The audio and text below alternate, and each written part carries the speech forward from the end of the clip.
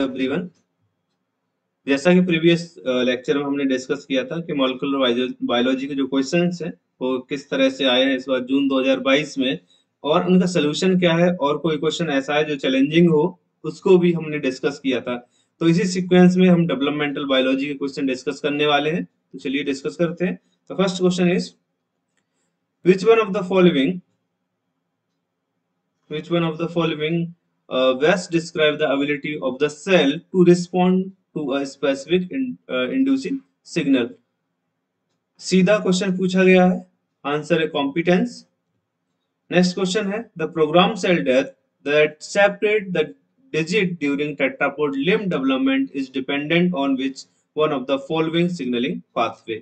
तो इसमें apoptosis during the development ये पूछा गया है और टेट्रापोड लिम्ब जो डेवलपमेंट है उसमें कौन सी सिग्नलिंग इन्वॉल्व होती है वो पूछा गया है। सो यहाँ पर आंसर है BMP signalling.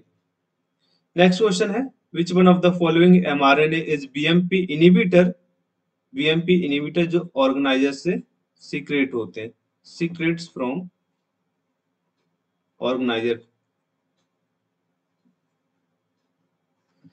and can rescue the dorsal structure of ventralized xenopus embryo when injected into it. So answer है आपका नॉगिन। ये भी सीधा क्वेश्चन पूछा गया है। नेक्स्ट क्वेश्चन है a type of regeneration in which the differentiated cell divide maintaining their differentiated function without de-differentiation and production of undifferentiated mass। जहां पर कोई भी undifferentiated mass का प्रोडक्शन नहीं होगा, कोई भी de-differentiation की प्रोसेस नहीं होगी, तो इस तरह के डेवलपमेंट को हम बोलते हैं कंपनसेटरी डेवलपमेंट, जो कि हमें लिवर में देखने को मिलता है। नेक्स्ट क्वेश्चन है Mullerian inhibiting substance MIS is a homodimer that cause regression of Mullerian duct by apoptosis is secreted by which one of the following cell? अगर मेल सेक्स डिटरमिनेशन होना है तो वहां पर मुलेरियन जो डक्ट है उसकी अपोप्टोसिस होगी, उसका रेगुलेशन होगा और जो रिग्रेशन होगा वो मुलेरियन इनहिबिटिंग सब्सटेंस जो कि सर्टोली सेल से सीक्रेट होता है। सो आंसर आपका सेकंड है। Next question from a newly fertilized mouse egg maternal pronucleus was removed and replaced with a second paternal pronucleus. The following observation और statement were made. चलिए देखते हैं इसमें क्या है। This will result in formation of androgenetic embryo. Yes, androgenetic embryo का development होगा यहाँ पर और गायनोजेनेटिक एम्ब्रियो का डेवलपमेंट नहीं होगा। सो बी ऑप्शन रॉन्ग है। C option the embryo will not survive beyond mid gestational since parental genome serve distinct complementary function due to variable imprinting pattern. Yes, it is right. Due to variable imprinting pattern, तो वहां पर mail और female के pronucleus required होते हैं। Otherwise अगर किसी एक पेरेंट के प्रोन्यूक्लियस से अगर आप उसका डेवलपमेंट कराना चाहते हो फर्टिलाइजेशन कराने के बाद में, तो क्या होगा कि एम्ब्रियो सरवाइव नहीं करेगा। ठीक, सी आंसर सही है, सी ऑप्शन सही है इसमें। और नेक्स्ट है the adult originating from the embryo will be clone of the father. Embryo survive ही नहीं करेगा। सो डी ऑप्शन भी गलत है। The embryo will develop as adult but will die early due to rapid shortening of telomere. ये भी गलत है। तो आपका आंसर यहीं से क्लियर हो गया कि पहली बात तो एम्ब्रियो मिड जेस्टेशनल एज तक ही सरवाइव करेगा, उसके आगे सरवाइव नहीं करेगा। और जो एम्ब्रियो होगा वो एंड्रोजेनेटिक होगा। नेक्स्ट क्वेश्चन TBX4 and 5, ये question again from tetrapod limb formation. Developmental biology में टेट्रापोड लिम्ब फॉर्मेशन से हर बार क्वेश्चन आते हैं, तो इस बार भी क्वेश्चन है ये। सो TBX4 and TBX5 are critical for specification of hind limb। TBX4 for hind limb and TBX5 for forelimb। मतलब जो आगे के पैर होंगे उसके लिए TBX 5 काम करेगा और पीछे के जो पैर होंगे उसके लिए TBX4 काम करता है. So respectively, the following statement were made regarding experiment involving expression of TBX4 or TBX5 genes and their probable outcomes. ठीक है, एक्सपेरिमेंट किए गए और इसमें से पूछा गया कि प्रोबेबल आउटकम्स क्या होंगे. चलिए, when chick embryo was made to express TBX4 throughout the flank tissue, limb induced in the anterior region often become leg instead of wings. Right. अगर आप TBX4 को थ्रू आउट एम्ब्रियो में express कराओगे तो वहां पर लिम्ब इंड्यूस हो जाएंगे in the anterior region, often become leg instead of wings, तो वहां पर वो लेग में कन्वर्ट हो जाएंगे. बी ऑप्शन है loss of TBX4 function in the hind limb field completely inhibit leg initiation and growth. So ये भी सही है. अगर आपने TBX4 का लॉस कर दिया, लॉस ऑफ TBX4 हो गया, तो वहां पर लैग का फॉर्मेशन नहीं होगा. एक्टोपिक एक्सप्रेशन करा दोगे TBX4 का तो वहां पर लैग का फॉर्मेशन हो जाएगा थ्रू आउट द एम्ब्रियो. मतलब जहां पर जो फोर लिम्ब बन रहे थे उसकी जगह आप क्या बन जाएंगे, लैग बन जाएंगे. C option, loss of TBX5 gene in chick result in the complete failure of forelimb formation which includes even the most proximal shoulder girdle structure. Yes, ये भी सही ऑप्शन है. सो ए बी सी तीनों ही option इसमें सही है. So your answer is fourth ABC. Next question है 240.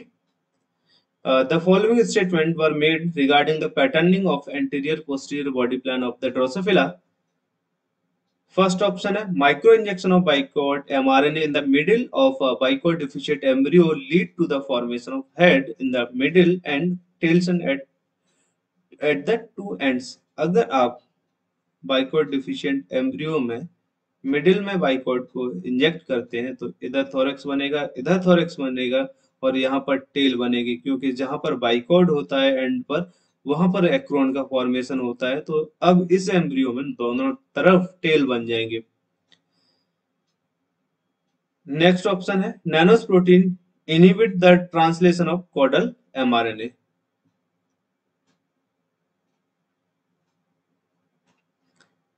Caudal mRNA, ठीक, at the posterior half of the embryo. Next है इसके बाद the bicoid protein activate the zygote expression of hunchback.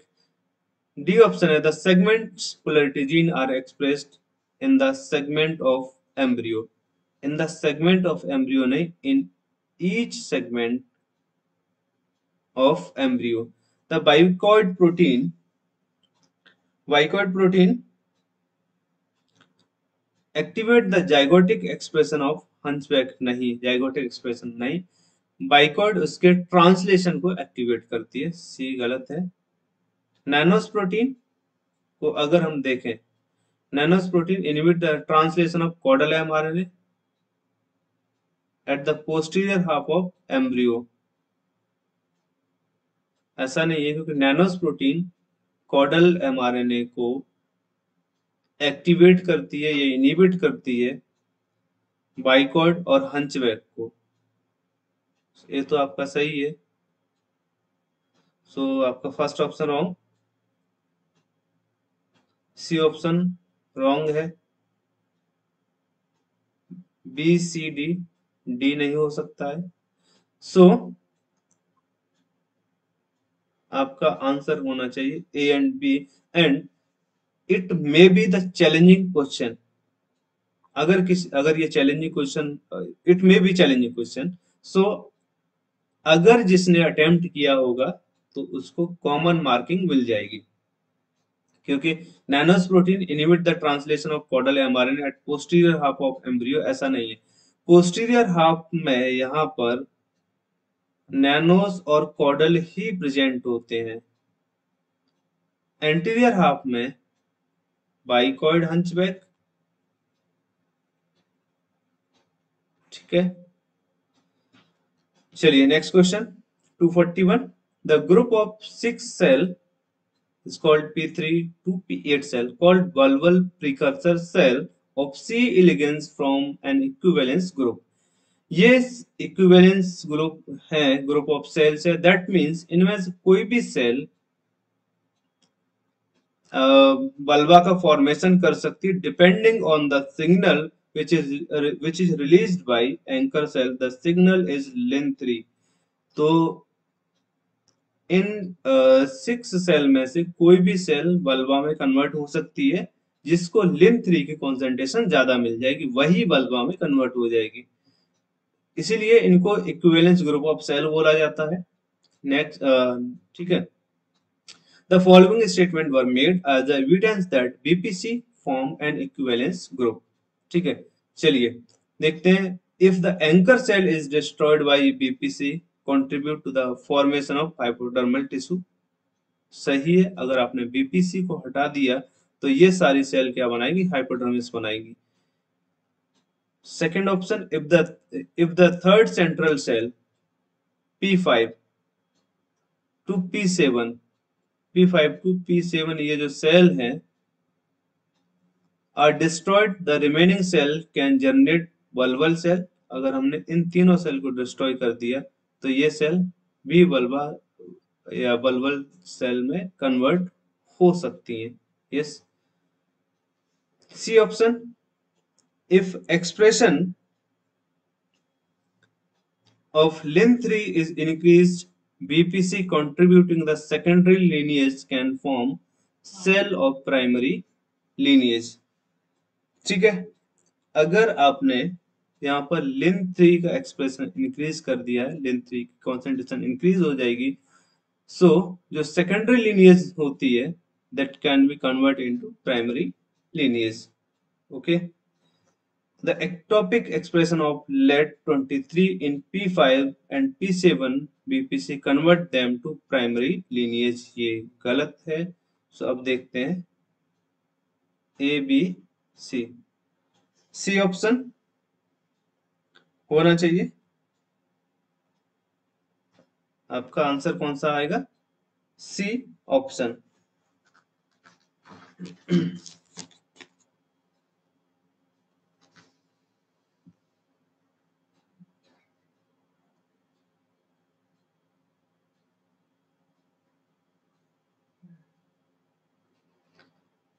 चलिए नेक्स्ट क्वेश्चन।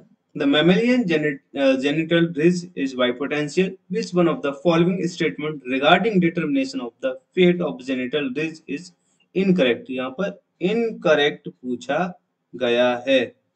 चलिए incorrect पूछा गया तो the activation of SOX9 gene promote testis determining pathway. Yes, correct है। The accumulation of beta catenin is critical for activating ovarian development। Yes, correct है।